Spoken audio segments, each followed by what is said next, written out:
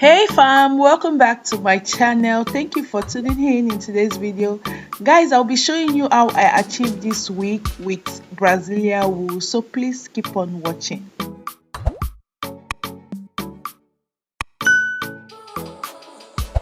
Hello, welcome back to my channel. Thank you so much. My name is Abigail Ifoma. If you're new here or you're just seeing my video for the first time, welcome.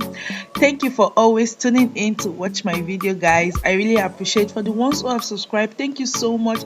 And if you haven't, please consider subscribing, be a part of my family. Yes, thank you so much for the love. So today I'm going to be showing you how I used Brazilian wool to make the all back braided wig. Should I call it that way? Just all back wig. Yeah, so guys, please keep on watching. So guys, the first thing I did was to tie a Brazilian wool round the chair and then I start braiding. But before braiding, I had to section the hair. I want to use section in sections, and then I start from taking little portion of hair like the way you see now. I use 2 strands for the beginning and then I start adding it up from there. So I'm going to show you how I did it. The first line I used 2 strands of Brazilian wool, and then I had it with 2. That's the first and second was 2, the third one was 3, the fourth one was 4, and then the fifth one I used was 5. So the sixth one I had to reduce it to 4. That's just what I keep doing till I get my desired size of hair I want. So I'm going to show you how I section the hair section by section. So please keep on watching. And guys, if you haven't subscribed up to this time, please consider subscribing. Subscription is free, guys. It's free. Help by subscribing, like the video and comment down below. Let me know what you think after watching the whole of the hair. Let me know what you think. Let me know your thoughts concerning the wig.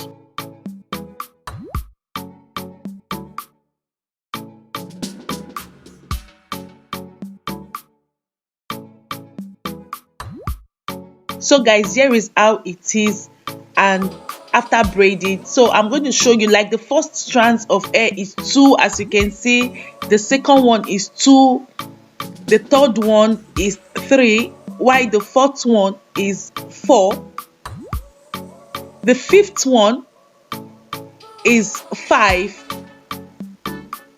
So I'm going to reduce it now to 4. Yeah, so that's what I'm going to do. I'm going to start from braiding the first line, which is the 2, to make it very tiny, and then I'll add it up with 2.